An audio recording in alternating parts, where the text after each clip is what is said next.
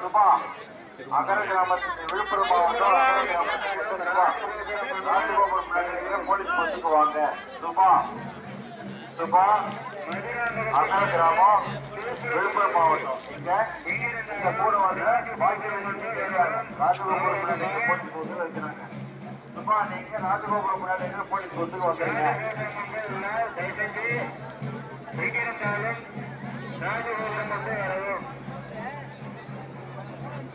மதுராந்தகத்தைச் சேர்ந்த திருப்புர சுந்தரி எங்கிருந்தாலும் ராஜகோபுரம் முன்பு வரவும். உங்களுடைய மகன் வெயிட் பண்றாருமா?